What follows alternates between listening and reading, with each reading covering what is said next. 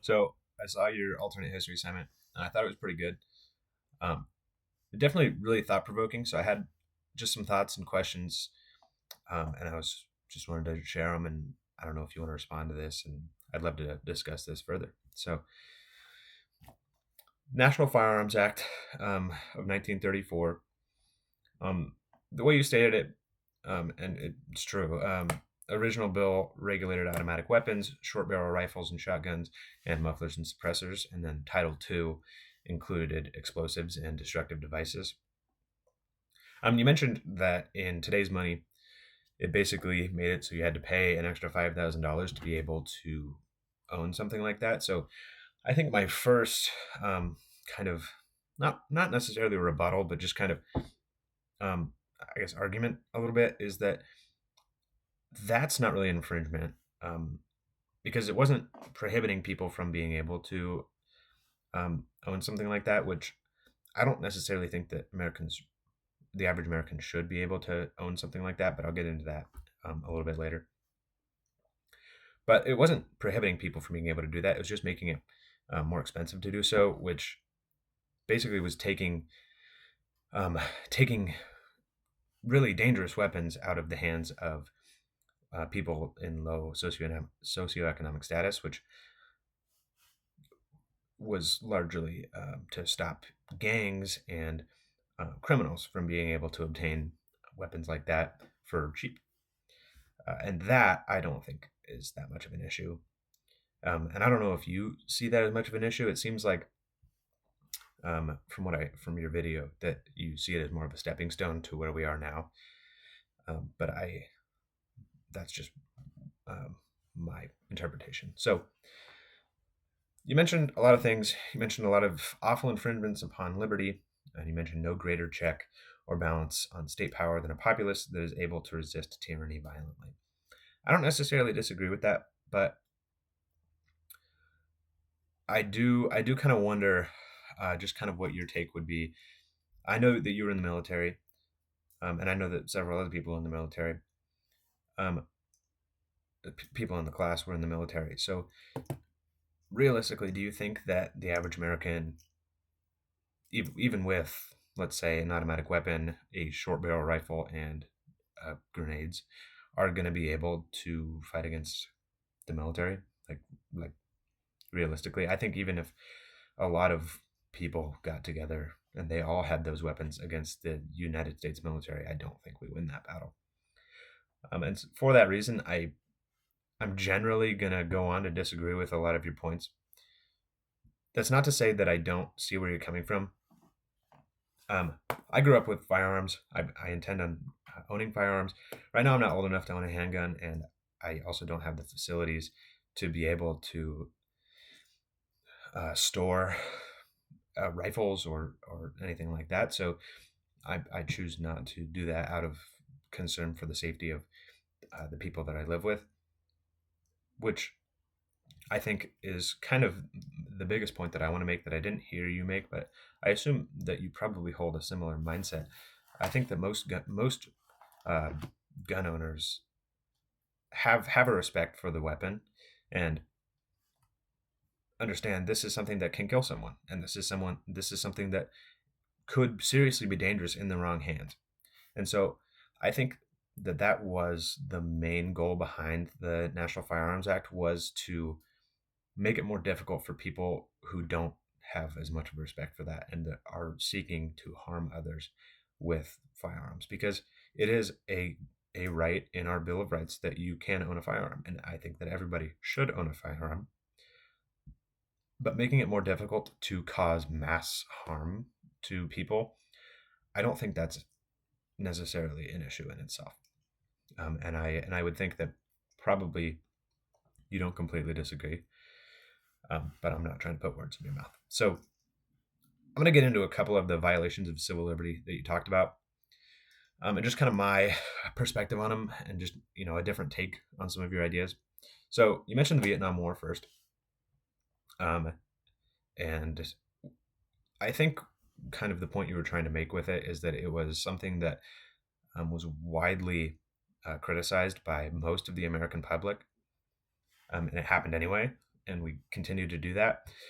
Um, I don't think that gun ownership necessarily plays a big role in that, and I don't think that the National Firearms Act had much of an impact on the governmental decision to be included in the Vietnam War. Um, and also, the American people widely were criticizing the fact that we were going to war at all, and a lot of the protests were centered around the idea of peace and wanting peace and no war and no violence and just like respect, right? I think that kind of the sentiment of a lot of the 70s, with like hippies and stuff was like, this idea like love each other. We don't need to hate. And for that reason, I don't think that the National Firearms Act had much of an impact on the Vietnam War or why we got into the Vietnam War. And I don't think that had it not been passed, I don't think that the American government would have not gone into the Civil War. You also mentioned the Red Scare and McCarthyism. I think this is a similar thing as the Vietnam War. The American people were largely against communism, and that's kind of the whole idea of the Red Scare, is that people were really against communism, and so this idea of executing communists or suspected communists. Yes, it's bad, and yes, it's terrible, but I don't think that it was necessarily an infringement on liberties that happened because of the National Firearms Act. I think that it was kind of a separate thing, and I don't think that being able to own weapons like that, I don't consider that tyranny, and I don't necessarily consider it a violation of civil liberty, in the sense of something that we might fight back against. Third, you mentioned the lynchings in 1930s in the South, and so a few things on that.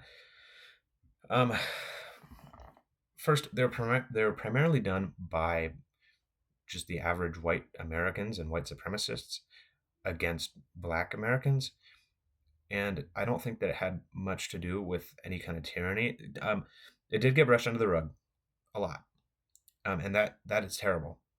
But I don't think that would have changed without the National Firearms Act. And there are plenty of examples of Black Americans that did own guns fighting against white supremacists or even police officers trying to harm them with guns. And there's a famous quote by a person that says, "Every Black American should own a Winchester rifle hanging on their mantle that they should use to fight back against things that the law aren't willing to fight back against for them." And so I think that is a pretty prime example of people using weapons that are legal under the National Firearms Act against tyranny and lynchings. So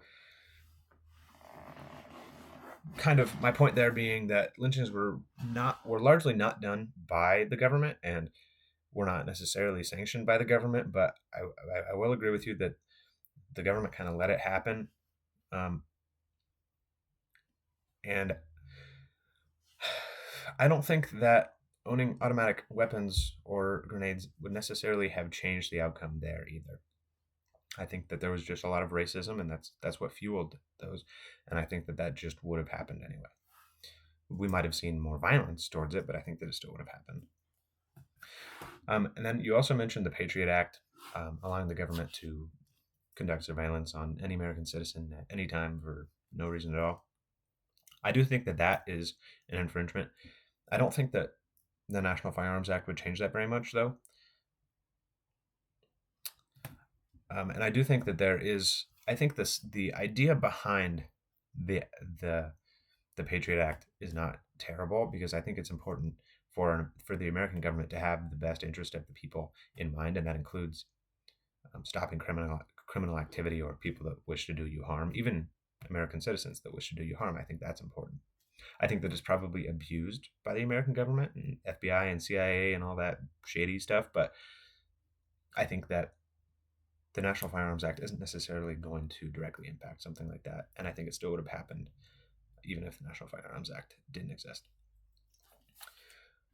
And then you mentioned the war on drugs, and I'm going to be careful here because you didn't mention it as a violation of civil liberty, and so I'm going to address it as if you did because that's what it seems like you were headed in that direction. But if it was something else, let me know. I'm not trying to put words in your mouth again. So the war on drugs, you mentioned it led to what was part of what is now more than 2 million people incarcerated in the United States of America.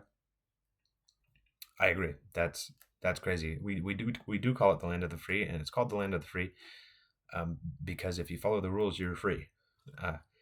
The problem is that a lot of people don't follow the rules, and another problem is that our judicial system is pretty historically prejudiced against Black Americans, and that's a lot of what the war on drugs actually was targeting illegal drug users that with drugs that do harm people and destroy people's lives.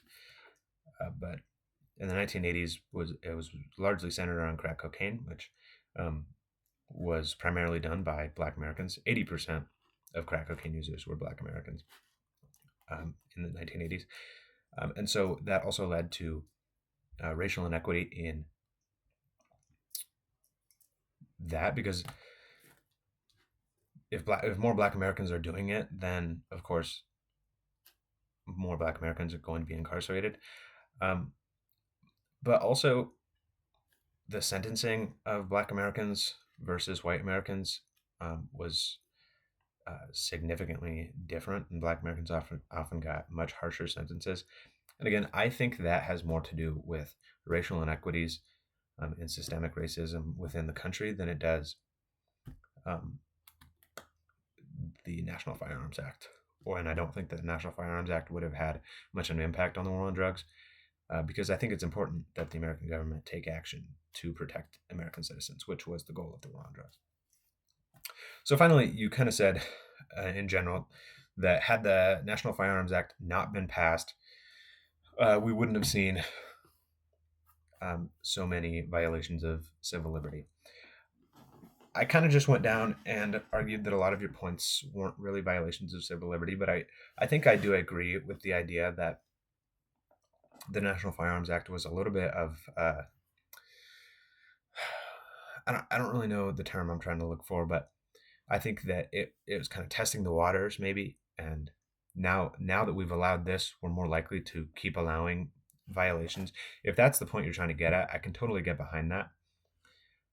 And I think, I don't know how long you've lived in Washington, but I'm sure Washington gun laws specifically are pretty harsh. There are states, especially southern states and more red states, that are a little bit lighter on gun laws. But in Washington state, it's pretty difficult to obtain a firearm.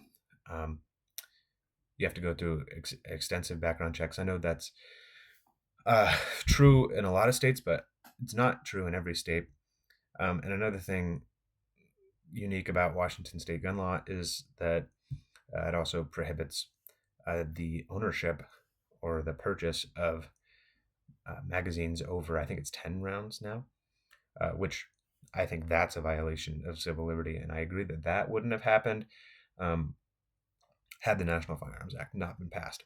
But I think that the National Firearms Act was intended to be good, but as with all things in our government, it gets abused and ends up then infringing on American rights. But yeah, I thought that the idea behind your alternate history assignment was really cool, and that's kind of just my take on it. But if you have thoughts, I'd love to hear them. Thanks.